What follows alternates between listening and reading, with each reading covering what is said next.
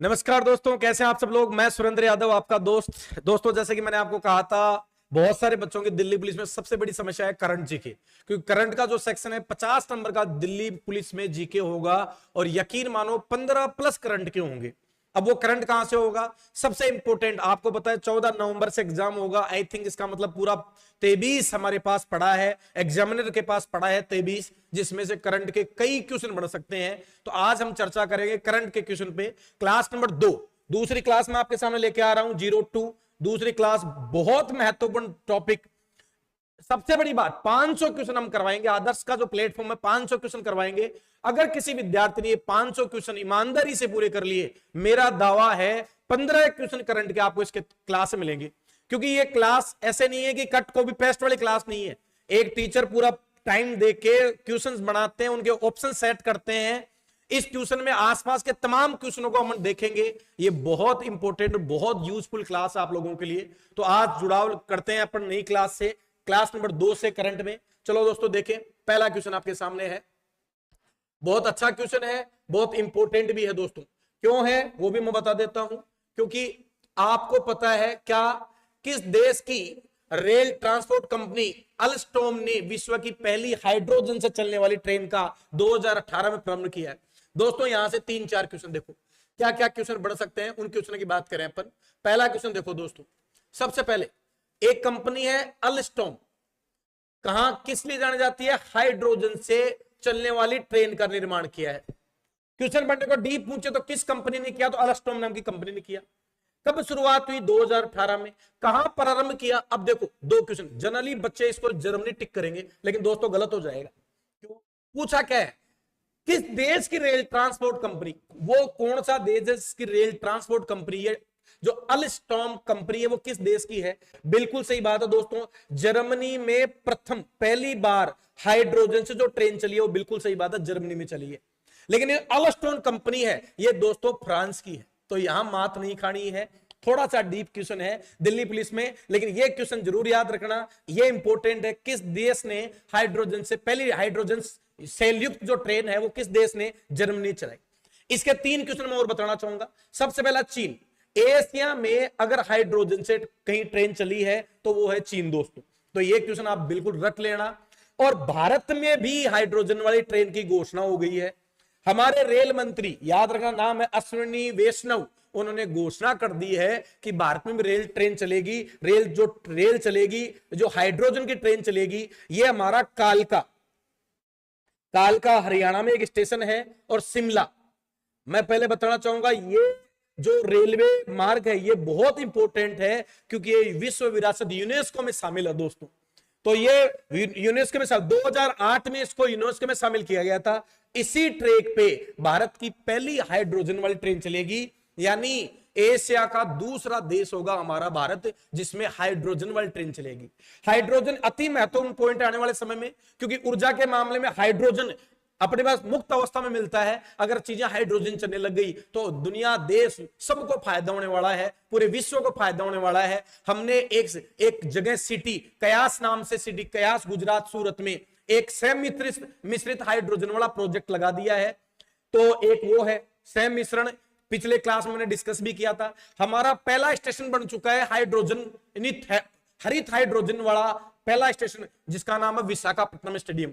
विशाखापट्टनम में जो वहां का जो अपना स्टेशन है वो हाइड्रोजन युक्त स्टेशन होगा। तो अगर आपको पूछे कि हाइड्रोजन जन संचालित रेलवे स्टेशन है, तो आपका जवाब होगा विशाखापट्टनम। तो ये हाइड्रोजन से रिलेटेड क्वेश्चन आपको याद रखने हैं, क्योंकि ये अति महत्वपूर्ण क्वेश्चन है दोस्तों।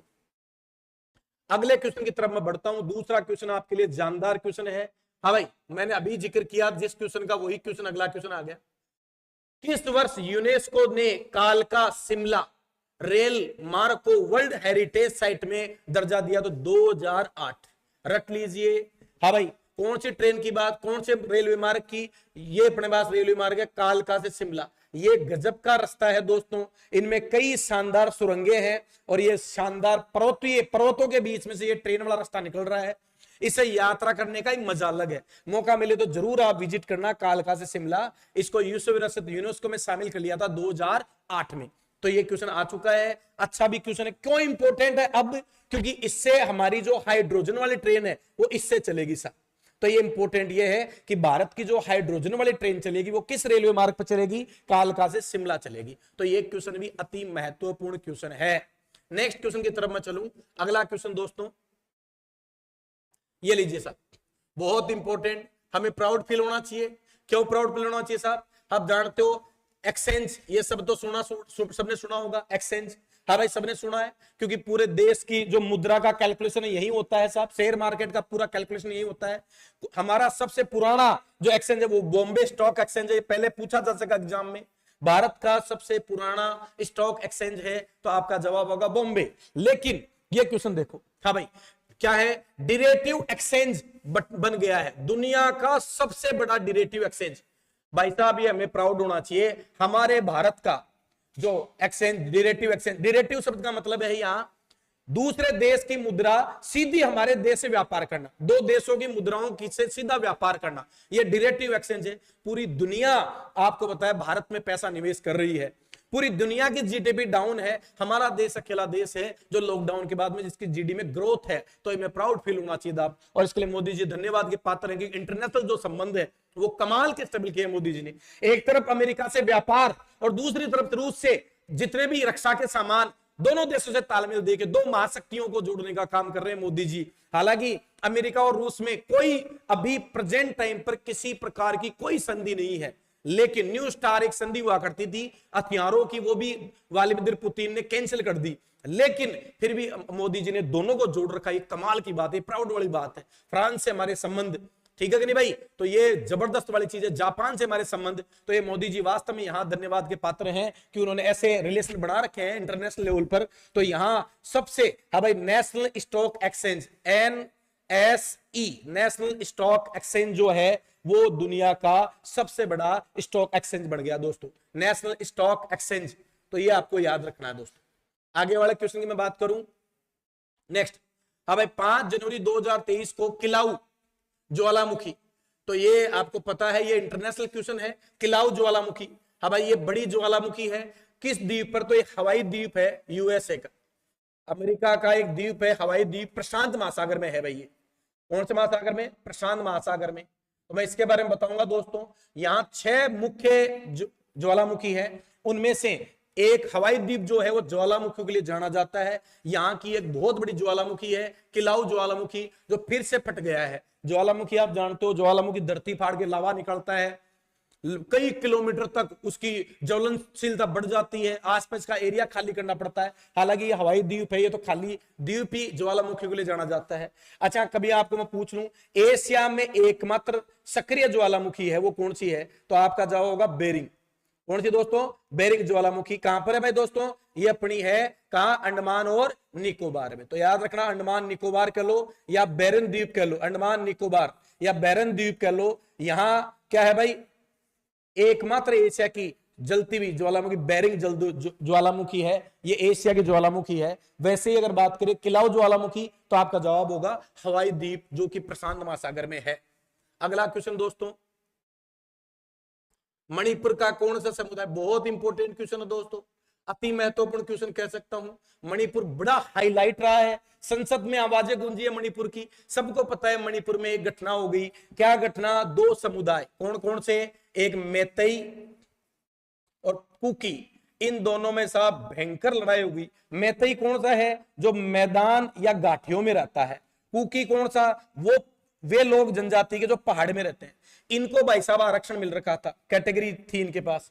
इन लोगों ने मांग की साहब हमें भी 2 कैटेगरी। भाई साहब इन लोगों ने विद्रोह कर दिया कि भाई साहब कैसे दोगे, हम और आप एक बराबर कैसे हो गए? आप मैदानों में रहते हो, हम पहाड़ियों पर रहते हैं। और इतनी भयंकर भिड़त हुई कि साहब कई लोगों की आफत आ गई साहब, बड़ी बड़ी घटनाएं हो गई, पूरे देश में तहलका मच गया। यहाँ के सीएम है बीरेन सिंह, लेकिन बीरेन सिंह के नाम के तो वीर है, लेकिन वीर भाई साहब धुआं धुआं हो गया, मजा नहीं आया उसने जो कार्रवाई की। अभी भी हाल खराब है, लगातार पिछले 5 महीनों से यहाँ इन दोनों समुदायों में लड़ाई चल रही है। तो ये वही मणिपुर की बात हो रही है, ये हाईलाइट मुद्दा है। मणिपुर वही हमारा, जहां हमारा लोकटक झील है, जो बहुत फेमस झील लोकटक, जिसमें हमारा एक बहुत तैरता, दुनिया का तैरता हुआ पार्क केबुल लामजाऊ, जिसमें दो खास बातें, एक तो संघाई हिरण जिसको डांसिंग हिरण कहते हैं, और एक एक ग्रेटर स्कूप बतख। वो बतख ग्रेटर स्कूप, एक नई प्रजाति है बतख की ग्रेटर स्कूप, जो 2023 में देखा गया है, इसको नोट किया गया है। ये भी कौन सी झील में, लोकतक झील के कौन से, केबुल लामजाओ में मिलती है साहब। तो ये मणिपुर की बात हो रही है। गान नगाई, बिल्कुल सही, गान नगाई एक उत्सव है, हाँ भाई, और फसल के लिए, फसल से रिलेटेड ये उत्सव है गान नगाई। कौन सी जनजाति, तो यहां आपका है जेलियान ग्रोंग। कौन सी जनजाति है, जेलियान ग्रोंग। हालांकि क्वेश्चन आपका इंपॉर्टेंट ये है गान नगाई किस राज्य में, तो आप आंसर होगा मणिपुर, लेकिन मैंने थोड़ा सा वो डीप खींच लिया, ये तो आपको याद हो गया मणिपुर। कौन सा नृत्य, गान नगाई, किससे रिलेटेड है, फसल से रिलेटेड है। अच्छा, कौन सी जनजाति है, जेलियान ग्रोंग। साथ में दो जनजाति मेतई और कुकी, ये भी अति महत्वपूर्ण है। इस बार के एग्जाम में बिल्कुल क्वेश्चन बनने वाला है यहां से, क्योंकि बड़ा सेंसिटिव मुद्दा है, संसद तक गया है मुद्दा। तो किस राज्य, कौन सा राज्य है जहां ये विद्रोह हुआ है, ये पूछ लेगा तो मणिपुर पूछ लेगा। बीरेन सिंह आपको पता है, अनुसुईया वहां की जो है राज्यपाल है अनुसुईया, तो वो भी आपको याद रखना।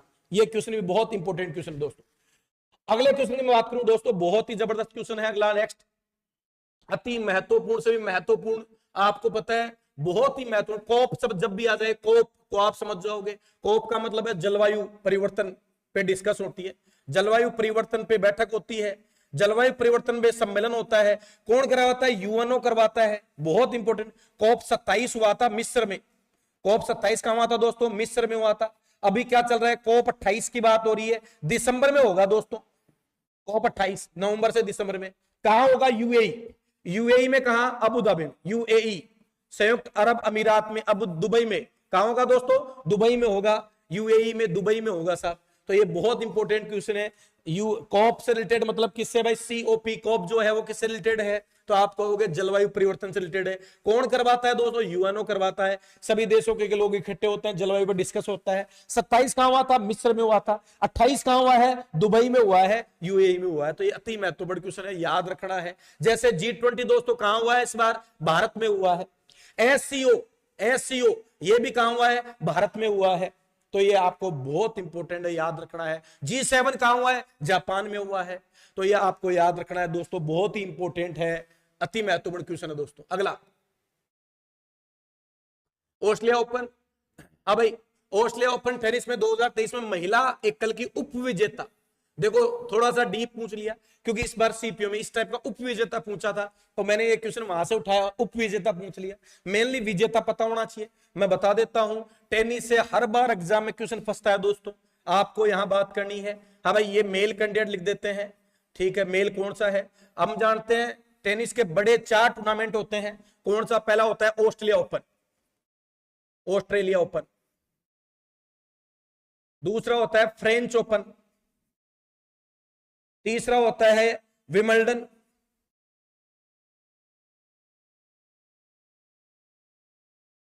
और चौथा होता है दोस्तों अपने पास यूएसए ओपन। अब मैं आपको बताऊं, पुरुष में जो मेल विजेता है वो है नोवाक जोकोविच। ये भी नोवाक जोकोविच, ये भी नोवाक जोकोविच। लेकिन ये विमल्डन जो होता है, जो ये भाई साहब एक नया खिलाड़ी आया, हाँ भाई, अल्कारेज, कार्लोस अल्कारेज। इसने भाई साहब इसकी बादशाह खत्म कर दी, किसकी, नोवाक जोकोविच, जो कि सर्बिया का है। याद रखना किस देश का है, सर्बिया का खिलाड़ी है दोस्तों। इसको भाई साहब धुआं धुआं कर दिया, सर्बिया वाले खिलाड़ी को। क्या किया भाई, ना ऑस्ट्रेलिया ओपन जीत गया, विमल्डन जीत गया, सॉरी फ्रेंच जीत गया, लेकिन विमल्डन में यहां मात दे दी। 10 साल से इसकी बादशाह कायम थी, लेकिन नया लड़का स्पेन का है साहब। कहां का है दोस्तों, स्पेन का। इस खिलाड़ी ने साहब इसको मात दे दी यहां, लेकिन यह भी तगड़ा खिलाड़ी है नोवाक जोकोविच। अगला यूएसए ओपन फिर जीत के दिखाया। बूढ़ा होने से कुछ नहीं होता, दम है तो भाई साहब खिलाड़ी तगड़ा होता है। यहां इसको झटका लग गया, यहां जीत के देखा। तो 4 जो ऑस्ट्रेलिया ओपन होते हैं बड़े, उनमें नोवाक जोकोविच पहला, दूसरा और चौथा, लेकिन तीसरा अल्कारेज, कार्लोस अल्कारेज। अच्छा, महिलाओं की बात कर लेते हैं, यह भी इंपॉर्टेंट है। आर्यना पहला, ईगा दूसरी, मार्केटा और कोको। ये 4 महिलाएं हैं दोस्तों। आपको ध्यान रखना, आर्यना ये जो है ये बेलारूस के दोस्तों, ये दोस्तों पोलैंड से है, ये चेक गणराज्य से है, और ये यूएसए से दोस्तों। तो ये याद रखना आपको। हाँ भाई दोस्तों, अब याद ऐसे भी रख सकते हो, चारों लगातार होते हैं, कोई भी ट्रिक बना लो कैसे भी। आर्यना एक लड़की का नाम है, लड़कियां ही तो है, आर्यना अपने भी होती है, आर्यना नाम लड़की। अच्छा, लड़कियों में ईगो आना नॉर्मल बात है, आर्यना को ईगो आ गया सब। अच्छा, लड़कियों को ईगो होता है पैसे का, और पैसा हो तो कहां जाएगा आदमी, मार्केट में जाएगा, तो मार्केटा।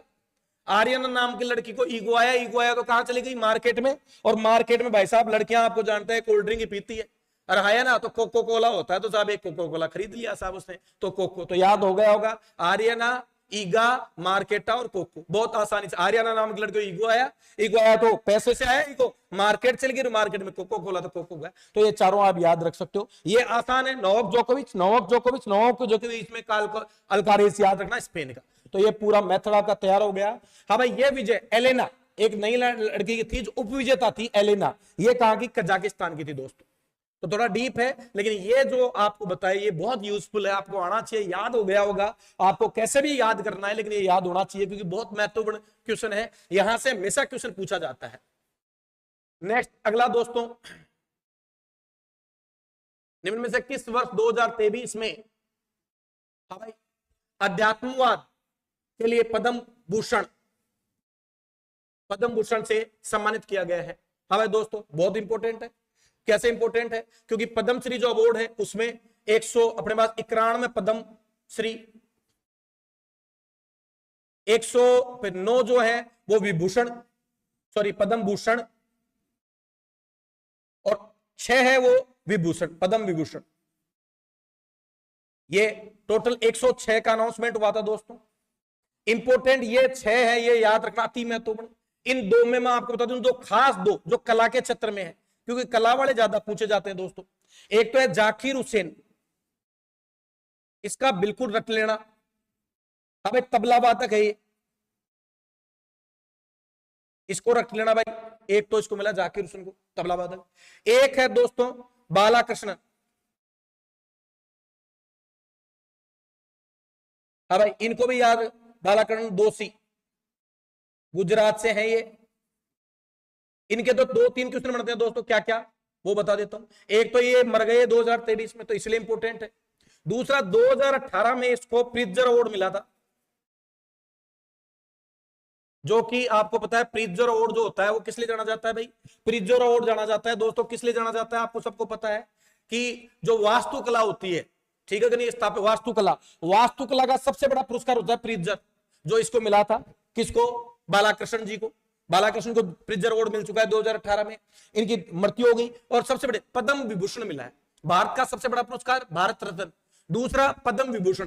तो ये भाई कला के क्षेत्र में, किस लिए, वास्तुकला के जाने माने वास्तुकार थे ये, इसलिए ये अवार्ड मिला है। तो ये बिल्कुल रख लेना दोनों। अभी इस क्वेश्चन में पद्म भूषण की बात हो रही है, तो पद्म भूषण में कमलेश डी पटेल,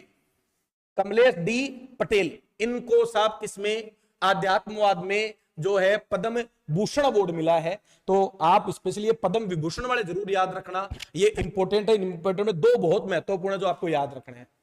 अब दोस्तों आगे चलें अपन, अगला क्वेश्चन आईसीसी अवार्ड। यहां से भी भाई साहब पक्का ही क्वेश्चन बनेगा। आईसीसी अवार्ड 2023 में आईसीसी ने अपने अवार्ड जनरेट किए, इसमें 4-5 अवार्ड। देखो, बेस्ट प्लेयर वनडे का बेस्ट प्लेयर, तो वो तो है बाबर आजम, सबको पता, पाकिस्तान का कैप्टन है, लेकिन गालियां पड़ रही है बेचारे को, भारत के साथ बहुत बुरी हार मिली है बाबर आजम को, बहुत भयंकर हाल है साहब। बेस्ट T20 का जो प्लेयर है वो साहब हमारे सूर्य कुमार यादव, भाई साहब नया नाम कमा लिया, 360 डिग्री, क्या ही शॉट मारता है, किसी भी गेंद को कहां भी पहुंचा देता है सूर्य कुमार यादव। इसके बाद में मैं बात करूं, बेस्ट टेस्ट प्लेयर पूछे टेस्ट में, तो टेस्ट प्लेयर अगर अपन कहें तो किसको कहेंगे भाई टेस्ट प्लेयर, तो बेन स्टोक, इंग्लैंड का जो खिलाड़ी है बेन स्टोक, ये टेस्ट प्लेयर है। अच्छा, हम बात करें हमारा जो है महिला इमर्जिंग क्रिकेटर के नाम से, तो ये भारत की खिलाड़ी है रेणुका सिंह, तो ये याद रखना। अच्छा, क्रिकेट से बात आ गई तो क्रिकेट से मैं 2 क्वेश्चन और बता देता हूं। इस बार अफ्रीका में हमारे 2 आईसीसी अंडर-19 वर्ल्ड कप हुआ T20, और एक तो अंडर-19 और एक वुमेन्स T20 हुआ। तो ये जो अंडर-19 है ये भारत जीता है भाई, ध्यान रखना। लेकिन जो वुमेन्स वाला था ये ऑस्ट्रेलिया जीता है, ये याद रखना। ऑस्ट्रेलिया 6ठी बार ले गया भाई ऑस्ट्रेलिया, 8 बार हुआ है, 8 में से 6। मतलब आपको पता है ऑस्ट्रेलिया में सच में ही क्रिकेट खेला जाता है। वनडे में भी शायद 5 बार चैंपियन है वर्ल्ड कप, और ये महिलाओं ने तो हद ही कर दी, 6 बार जीत गई। अंडर-19 कौन जीत के लाया था? भारत। और दोनों ही मेजबान कौन था? अफ्रीका था। तो ये क्वेश्चन आप दोनों याद रखना। और इमर्जिंग प्लेयर की बात करें तो वो कौन थी? रेणुका सिंह भारत की। भारत के कैप्टन आप बता दोगे कौन है? हरमनप्रीत कौर है साहब। आज का क्वेश्चन अगला। अब दोस्तों, सीमा सुरक्षा बल के जवानों के लिए प्रहरी मोबाइल ऐप। अब प्रहरी, प्रहरी मतलब पहरेदार। हमारी बॉर्डर होती है साहब ऐसे, यहां बॉर्डर पे पहरेदार होते हैं साहब। जैसलमेर बॉर्डर पे बीएसएफ के जवान, आप सबको पता है बीएसएफ। अच्छा, बीएसएफ की बात किसके थ्रू? एसएसजीडी लेता है भाई बीएसएफ। सीआईएसएफ, सीआरपीएफ, बीएसएफ, ये सब एसएसजीडी करवाता है भाई साहब। दोस्तों सुनहरा मौका है, एसएसजीडी की 24 नवंबर से दोस्तों वैकेंसी आने वाली है 2023 में। पद लगभग मैं आपको बताऊं मोटे मोटे 84,000 पद बता रहे हैं, अभी क्लियर नहीं है लेकिन जल्दी आ जाएंगे साहब। बेहतरीन मौका है साहब सिलेक्शन का। कोई विद्यार्थी इंडियन आर्मी में जाना चाहता था, रह गया, अब मौका है साहब। ये भी आर्मी का एक हिस्सा है, अर्धसैनिक बल जरूर है लेकिन गजब की नौकरी है। एसएसएफ है, सीआईएसएफ है, आरपीएफ है, बीएसएफ है, बहुत गजब की वैकेंसी।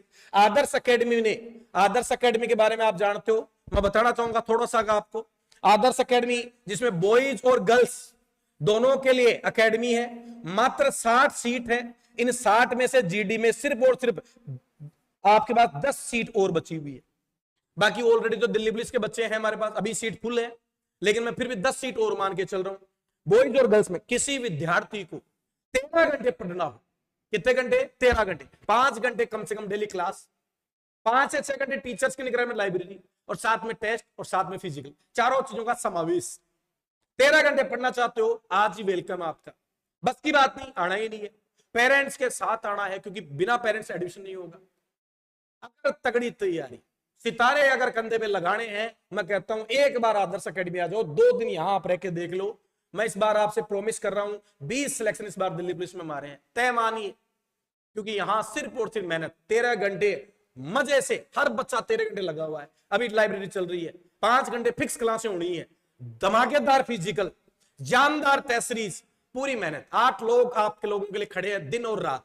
क्या आप भी रेडी हैं? आदर्श अकेडमी पेरेंट्स के साथ विजिट कीजिए, मैं आपको विश्वास दिलाता हूं आपकी इस बार नौकरी पक्की। 1 साल, 5 साल में सिलेक्शन चाहिए, भटकते रहो चारों तरफ, आज उस टीचर से, आज उस टीचर से।